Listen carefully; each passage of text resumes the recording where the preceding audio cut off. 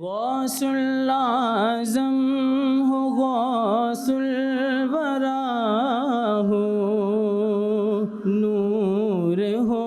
نور صلی اللہ ہو، کیا بیاں آپ کا مرتبہ ہو۔ کشادہ سینہ، لمبی چوڑی داڑھی، گندمی رنگ، پیوستہ ابرو، بلند آواز، پاکیزہ سیرت، بلند مرتبہ اور علم کامل کے حامل۔ اور آپ بہت تیزی کے ساتھ کلام فرماتے تھے، اور جب کلام فرماتے تھے تو بجلی کی کڑک کی مانند آپ کا کلام لوگوں کے دلوں پر اثر انداز ہوتا تھا۔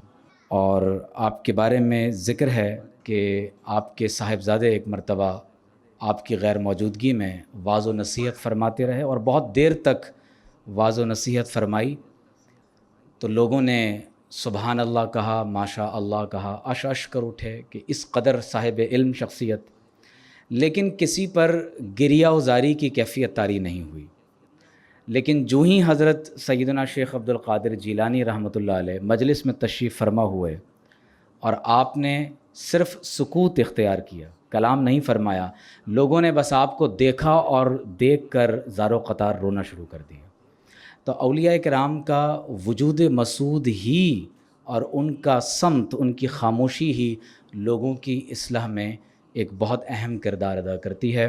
حضرت سیدنا شیخ عبد القادر جیلانی رضی اللہ تعالیٰ عنہ نے پہلا مقالہ جو ہے اس میں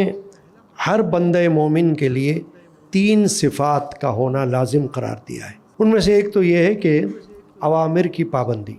احکام اللہ تبارک و تعالیٰ کی طرف سے، جس کو ہم احکام خداوندی کہتے ہیں، احکام الہی کہتے ہیں۔ اور دوسری صفت یہ بیان کی انہوں نے کہ تمام ایسے عوامل سے بچنا کہ جو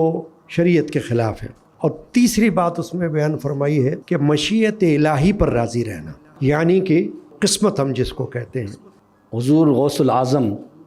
کا نام ہی تصوف ہے، ان کی تعلیمات، ان کی ذات، اس پر کیا بات کی جائے، آپ کا نام ہی تصوف ہے۔ سیدنا شیخ عبد القادر جیلانی کی حیات اور خدمات دین اسلام کی تاریخ میں ایک روشن باب کی حیثیت رکھتی ہیں۔ آپ نے علمی اور روحانی میدان میں اصلاح و تجدید کی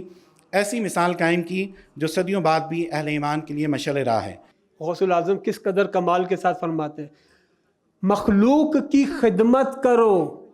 کہ اس سے بندے کو رب کی قربت ملتی ہے، لیکن ایک بات کا خیال رکھنا، خدمت مخلوق کی کرنا، امید صرف رب سے رکھنا۔ شیخ عبد القادر جیلانی رضی اللہ تعالیٰ عنہ خود فرماتے ہیں کہ وہ وقت جب میں جنگلوں میں عبادت کر رہا تھا، ریاضت کر رہا تھا، اچانک میں نے دیکھا کہ آسمان پر ایک نور چمکا اور کہنے لگا، اے عبد القادر میں تمہارا رب ہوں اور آج سے تمہارے اوپر ساری نمازیں معاف ہیں۔ شیخ عبد القادر جیلانی رضی اللہ تعالیٰ عنہ نے فرمایا، اگر نمازیں معاف ہونی ہوتی، کوئی سزا ہوتی، تو یہ سب سے نبی انبیاء اکرام پہ معاف ہوتی، نبی کریم علیہ السلام کے لیے معاف ہوتی، یہ تو تحفہ ہے۔ تو آپ نے پڑھا لا حول ولا قوۃ الا باللہ العلی العظیم، تو وہ شیطان، وہ نور غائب ہو گیا، اور وہ شیطان جو ہے وہ انسانی شکل میں سامنے آ گیا اور کہنے لگا، اے عبد القادر تجھے آج تیرے علم نے بچا لیا۔ تو آپ نے فرمایا کہ اگر علم بچا لیتا تو تجھے بھی علم بچا لیتا، مجھے تو اللہ تعالیٰ کے فضل و کرم نے بچا لیا۔ آپ ان بزرگان دین میں سے ہیں کہ جنہوں نے ہمتن گوش ہو کر فتنے کے دور کے اندر دین متین کی وہ خدمات سر انجام دیں کہ جو نہ صرف انسانیت کے لیے اللہ کا قرب حاصل کرنے کا ذریعہ بنی، بلکہ دین اسلام کی ترویج و اشاعت کا وہ عظیم سرمایہ بنی کہ جس کا تصور ہم بیت المقدس کی آزادی کی صورت میں دیکھتے ہیں۔ حضور غوث العظم رضی اللہ تعالیٰ عنہ اپنی کتاب سر الاسرار میں یہ حدیث مبارکہ رقم کرتے ہیں کہ کل طریقۃ ردتہ الشریعہ فہی زندیقہ، ہر وہ طریقہ جسے شریعت رد کر دے وہ بے دینی ہے۔ وہیں حضرت سلطان باہو رحمۃ اللہ کے بارے میں کہا جاتا ہے، مناقب سلطانی جو ان کی سب سے مستند کتاب ہے ان کی حیات پر، اس میں لکھا ہے کہ آپ کی زندگی میں آپ نے ایک مستحب بھی فوت نہیں ہونے دیا حضرت سلطان باہو رحمۃ اللہ نے، اور شریعت پر کہتے ہیں مجھے جو بھی مرتبہ ملا ہے وہ شریعت کی مطابقت میں ملا ہے۔ कहते हैं हर मरातब अशरियत याफ्तम,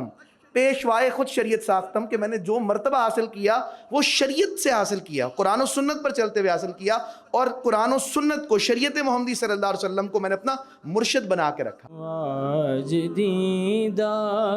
अपना करा दो शाह जिला,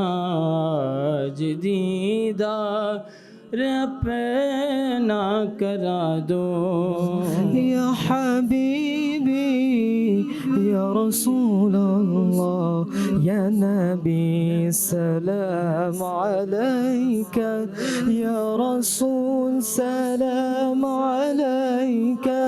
या हबीब सलाम अलैका, सलावतुल्लाह अलैका, तलअल बद्रु अलैना मिन सनीअतिल वदाअ, वजब शुक्र अलैना मा दआ लिल्लाहि दाअ।